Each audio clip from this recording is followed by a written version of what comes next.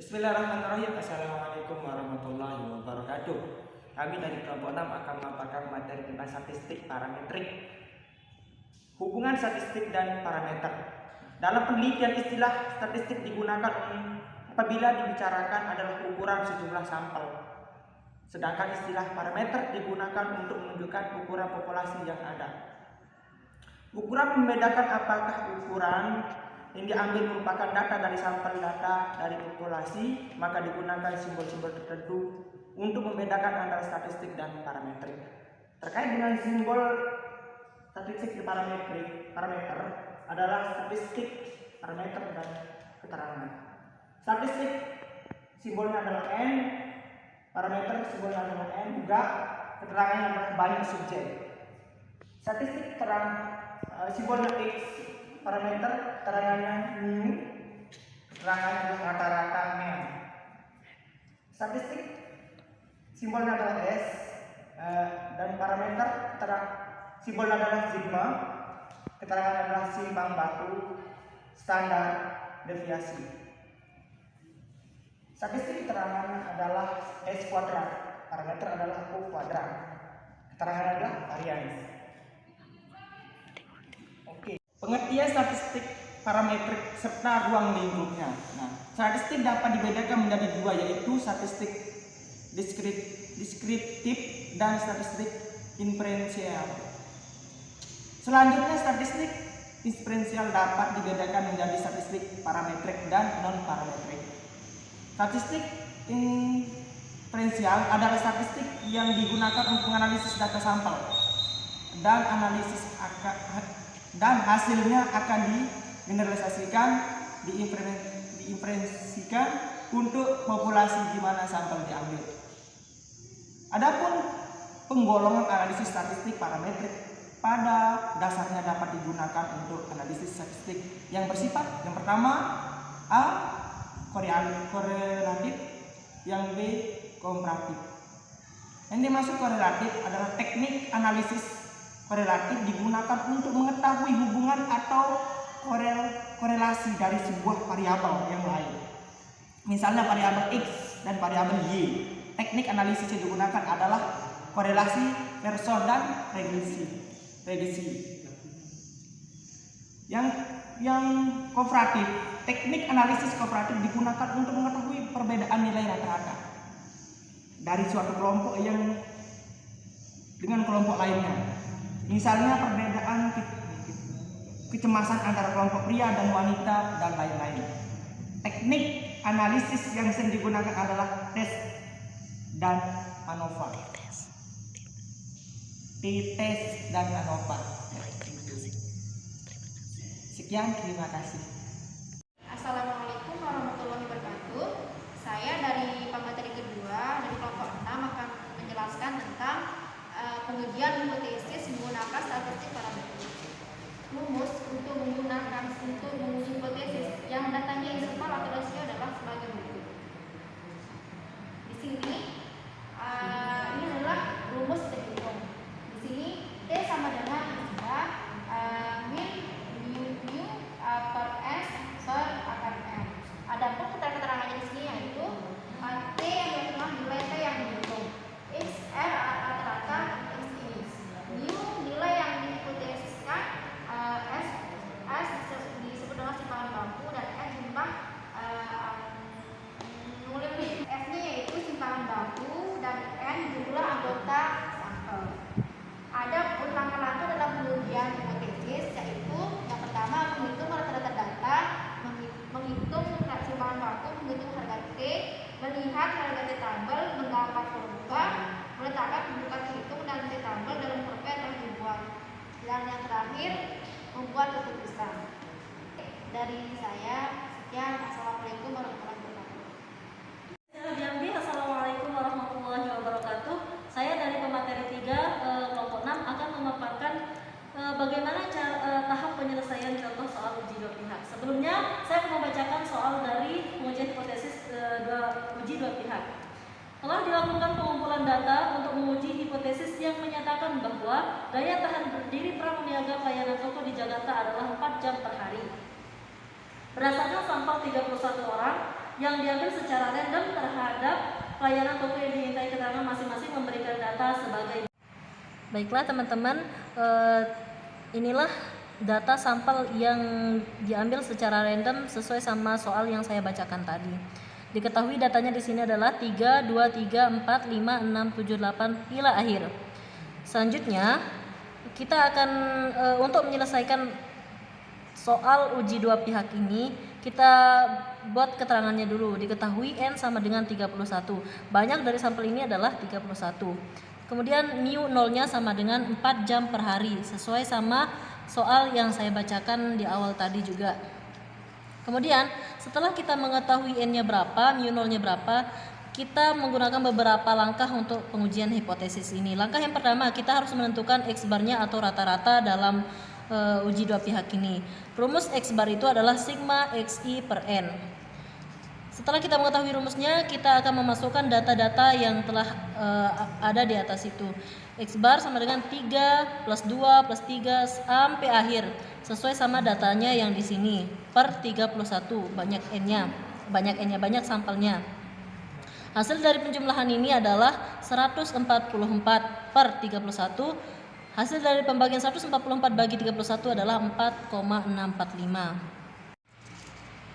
Baik, langkah kedua dalam pengujian hipotesis ini adalah menentukan hasil simpangan baku sampel. Rumus dalam simpangan baku sampel ini adalah S sama dengan akar N sigma I sama dengan 1 XI kuadrat min buka kurung N sigma I sama dengan 1 XI tutup kurung kuadrat per N kurangi 1.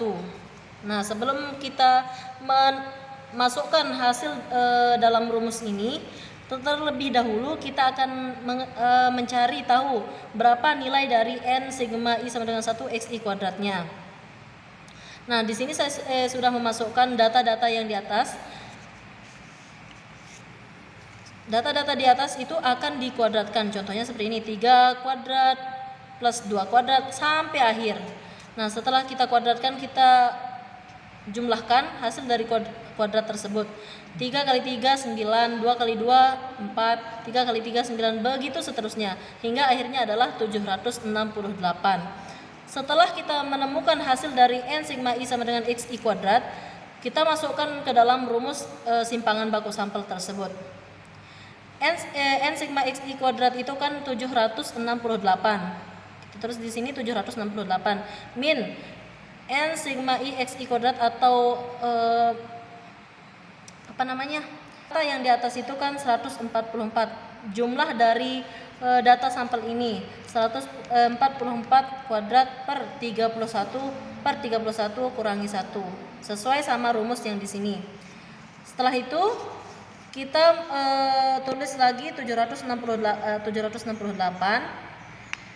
Kita jumlahkan 144 kuadrat itu berapa? Setelah hasilnya adalah 20.763 per 31 per lagi 31 kurangi 1, makanya hasilnya 30. Setelah menentukan hasil 144 kuadrat, kita akan membagi 20.763 bagi 31 sama dengan 668,903 per 30. Setelah itu kita mengurangi hasil yang angka-angka yang di atas, hasilnya 99,097 per 30. Nah, hasil akhirnya 99,097 per 30 adalah 3,30. Akar dari 3,30 adalah 1,81. Selanjutnya langkah ketiga untuk menentukan pengujian hipotesis adalah menggunakan rumus T hitung. Seperti yang sudah dijelaskan oleh pemateri kedua tadi, rumus T hitung di sini adalah T sama dengan X bar kurangi mu 0 per S per akar N. Nah, setelah itu kita memasukkan angka-angka yang sudah kita cari di langkah pertama dan kedua tadi. T sama dengan X barnya tadi kan berapa? 4,645. Mu nolnya adalah 4 jam per hari di atas itu. Kita masukkan 4 di sini. S-nya simpangan bakunya 1,81 per akar N. N-nya kan 31. Setelah itu kita mengurangi 4,645 kurangi 4 sama dengan 0,645. kita tulis 181, kita cari akar dari 31 itu berapa. Hasilnya adalah 5,677643,628. Sebelumnya teman-teman di sini jangan kita bulatkan dulu ya, karena kalau kita bulatkan hasilnya di bawah itu akan berbeda. Langkah selanjutnya adalah kita bagi 1,81 bagi 5,677 sampai akhir itu berapa. Hasilnya di sini adalah 0,645 per 0,3250855697. Setelah itu kita bagi 0,645 bagi 0,32 sampai seterusnya adalah 1,98409282252. Baru di sini kita bulatkan menjadi 1,98. Itulah hasil dari pengujian hipotesis menggunakan rumus T hitung. Selanjutnya, untuk membuat keputusan apakah hipotesis itu terbukti atau tidak, maka harga T hitung tersebut harus dibandingkan dengan T tabel.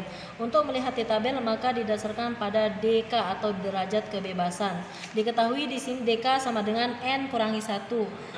31 kurangi 1 DK sama dengan 30. Nah, berdasarkan tabel distribusi T menggunakan uji dua pihak, maka T tabel sama dengan 2,042.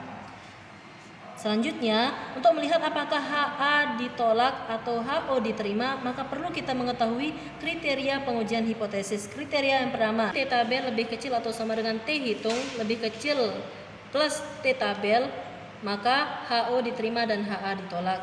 Kriteria yang kedua, T hitung lebih kecil min T tabel atau T hitung lebih besar plus T tabel, maka HA ditolak dan HA diterima. Nah, berdasarkan data di atas, maka kita menggunakan kriteria pertama.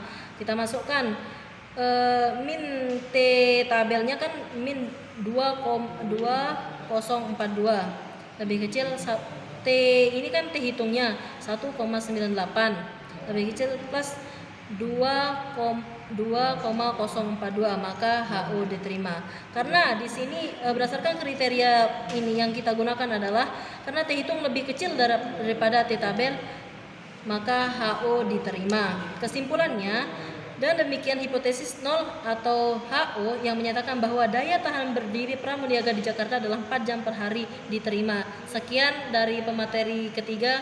Bismillahirrahmanirrahim. Assalamualaikum warahmatullahi wabarakatuh. Saya dari kelompok 6 yang akan menjelaskan tentang uji pihak kiri.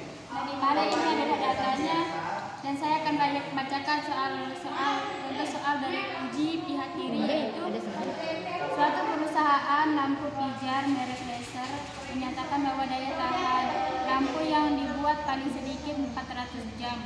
Untuk menyatakan pernyataan tersebut, lampu pijar tersebut, maka lembaga konsumen akan melakukan pengujian apakah daya tahan lampu itu betul 400 jam atau tidak, sebab ada keluhan dari masyarakat yang menyatakan bahwa lampu pijar merek laser tersebut cepat putus. Untuk membuktikan pernyataan produsen lampu pijar, maka dilakukan penelitian melalui uji coba terhadap daya tahan 25 lampu yang diambil secara acak dan diuji coba diperoleh tentang daya tahan 25 lampu sebagai berikut. Ini adalah datanya.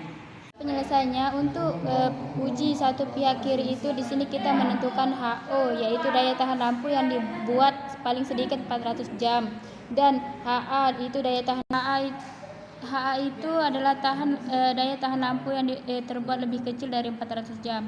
Nah, untuk penyelesaiannya itu kan kita menentukan mencari sigmanya X barnya, yaitu ini kan rumusnya dan ini hasilnya. Dan langkah yang kedua itu sebenarnya caranya sama dengan langkah uji dua pihak itu. Nah, yang kedua itu menentukan hasil simpangan baku. Nah, ini rumusnya, dan ini kita mencari sigma X2-nya dan hasilnya itu 3460 700. Terusnya setelah itu kita menentukan simpangan bakunya, yaitu ini rumusnya, dan masukkan semua nilai-nilai dari rumus itu tersebut, dan ini hasilnya 68,25.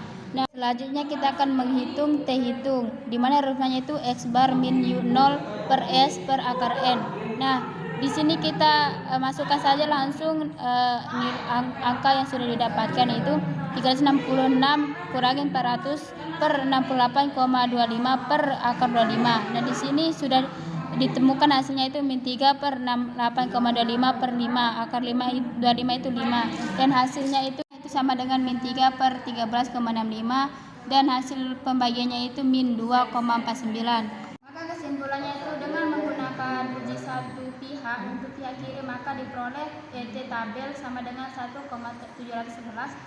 Jadi kesimpulannya di sini, pernyataan produsen lampu yang menyatakan bahwa daya tahan lampu pijar merek laser paling sedikit yaitu 400 jam ditolak, dan daya tahan lampu lebih kecil dari 400 jam itu diterima. Sekian dari Assalamualaikum warahmatullahi wabarakatuh. Baiklah, saya di sini dari pemateri terakhir. Di sini saya akan memaparkan yaitu contoh uji pihak kanan. Langsung saja kita baca soalnya. Karena terlihat ada kelesuan dalam perdagangan jeruk, maka akan dilakukan penelitian untuk mengetahui berapa kilogram jeruk yang dapat terjual oleh pedagang pada setiap hari. Berdasarkan pengamatan sepintas terhadap perdagangan jeruk, maka peneliti mengajukan hipotesis bahwa pedagang jeruk tiap hari paling banyak dapat menjual 100 kg jeruk kepada konsumen. Pengambilan sampel 20 pedagang jeruk dilakukan secara random. Data dari 20 pedagang diberikan data sebagai berikut: 98, 80, 120 hingga seterusnya. Inilah di sini cara kita menentukan sama kayak uji dua pihak. Di sini uji pihak kanan, yaitu rumusnya yaitu sigma xi kuadrat sama dengan 98 kuadrat ditambah 80 kuadrat hingga seterusnya. Dan 98 2 kuadrat sigma xi kuadrat sama dengan 9604. Ini hasil dari 98 kali 98. 9604 ditambah 6400 hingga seterusnya, hingga hasilnya itu menjadi 154.929. Sigma xi sama dengan 1733. Ini hasilnya itu dari penjumlahan keseluruhan data, yaitu 98 tambah 80 sampai 110. Kemudian hasil dari 1733 kuadrat sama dengan 3.0003.289. Nah, rumus simpangan bakunya di sini S sama dengan akar sigma xi kuadrat dikurangi buka kurung sigma xi dikuadratkan per n dibagi n dikurangi 1. Nah, hasil dari, kan kita sudah mengetahui hasil dari sigma xi kuadrat sama dengan 154.929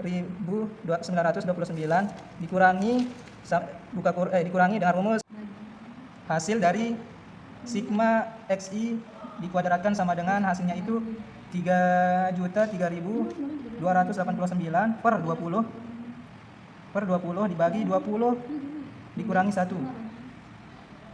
Hasilnya itu 154.929 dikurangi ini hasil dari 3.003.289 dibagi 20. Ini hasil dari yang di atas ini, yaitu 150.164,45 dibagi hasil dari 20 dikurangi 1 sama dengan 19. Nah, hasil dari 154.154.929 dikurangi 150.164,45 dibagi 19.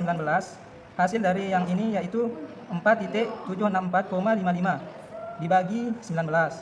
Hasilnya yaitu 250,76578947737.